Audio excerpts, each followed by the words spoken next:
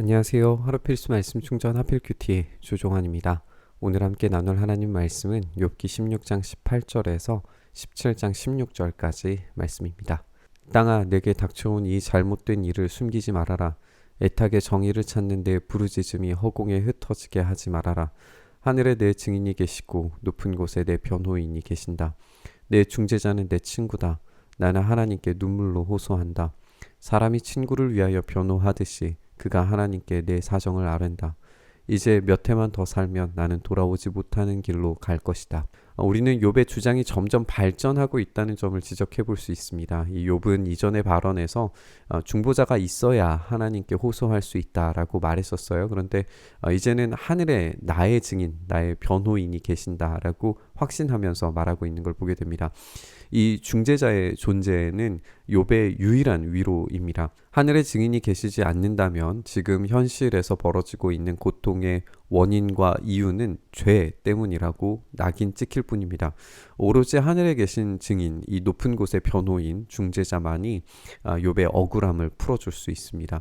그런데 욥의 시간이 없어요. 그렇게 없다라고 지금 느끼고 있습니다. 죽으면 끝이라고 생각하고 있어요. 아직 욥에게 부활은 전혀 기대할 수 없는 상상일 뿐입니다. 그렇기 때문에 지금 이 중보자의 자기를 향한 이 변호가 속히 이루어지기를 간절히 바라는 거죠. 기운도 없어지고 살 날도 얼마 남지 않았고 무덤이 나를 기다리고 있구나. 조롱하는 무리들이 나를 둘러싸고 있으니 그들이 얼마나 심하게 나를 조롱하는지를 내가 똑똑히 볼 수 있다. 주님께서 친히 내 보증이 되어 주십시오. 내 보증이 되실 분은 주님 밖에는 아무도 없습니다. 주님께서 그들의 마음을 마비시키셔서 다시는 내게 우쭐대지 못하게 해주십시오. 욥은 하나님께 보증이 되어 달라고 호소합니다. 이 호소는 이 죽음이 임박했다라고 생각하는 자의 간절한 외침입니다.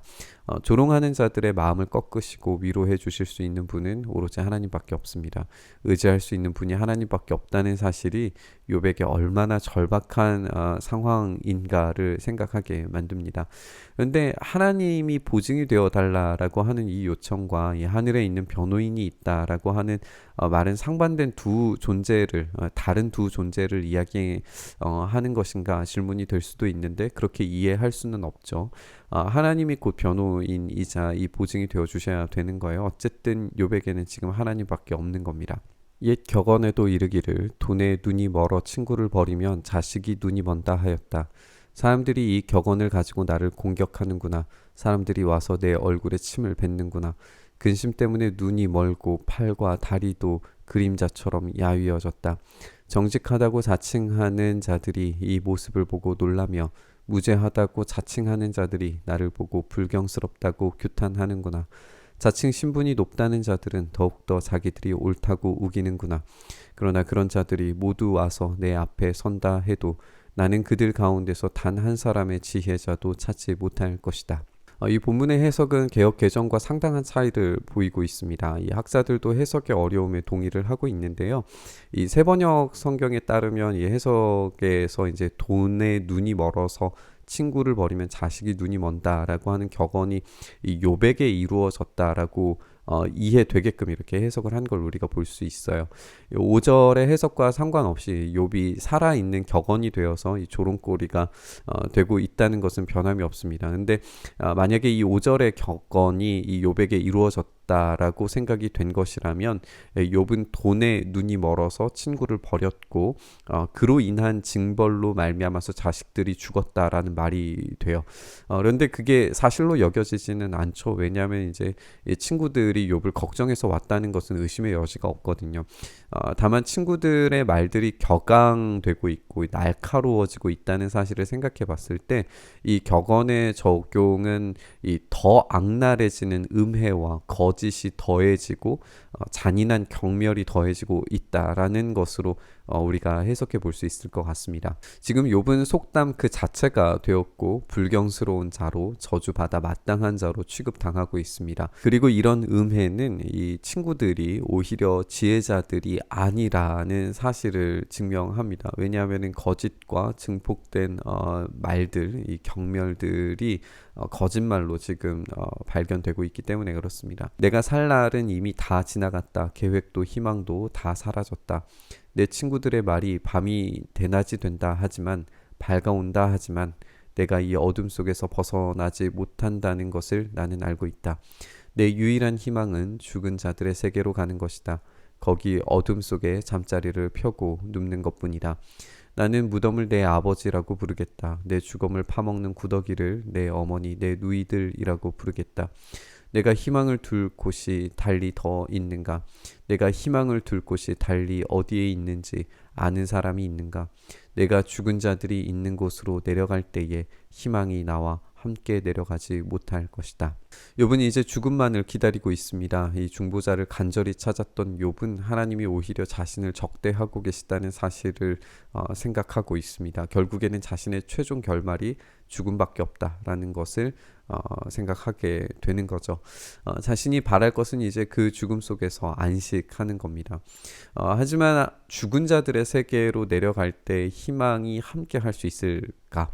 그것을 생각해 볼 때 죽음이 곧 희망이 되는 이 욥의 인식 속에서 이 비참한 죽음의 결과물들이 자신의 형제 자매가 되는 것을 보게 됩니다. 막 죽음, 뭐 구더기가 되는 것, 이것들이 자기의 아버지, 무덤이 아버지가 되고 구더기들이 자기 형제 자매가 되는 이런 비참한 것들이 나와 함께 하고 있다라고 이제 하게 될 거다라고 이야기하는 거죠.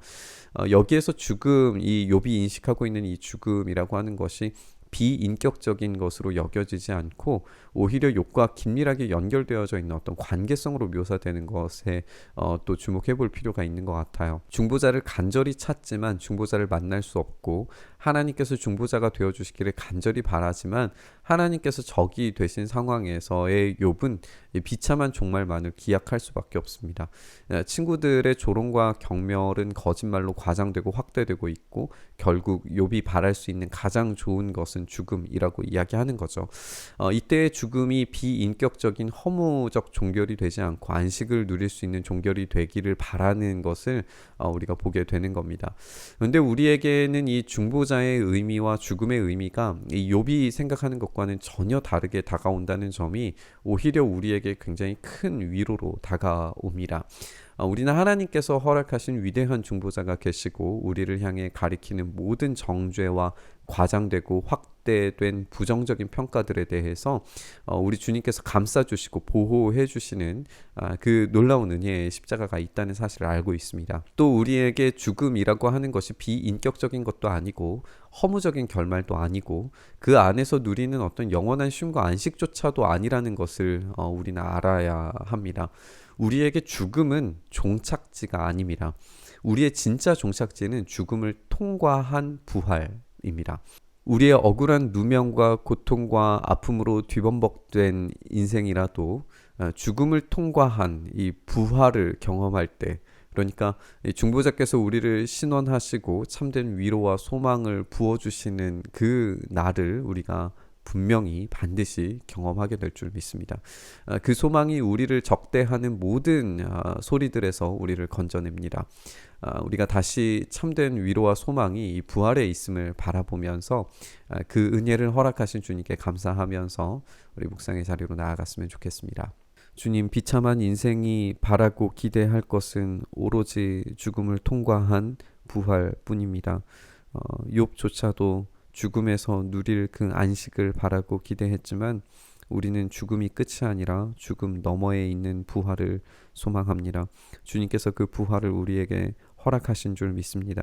그렇기에 우리는 욥보다 더 나아간 고백, 우리의 비참하고 고통스러운 현실을 반드시 신원하실 중보자의 일하심을 우리가 기대하고 바랍니다.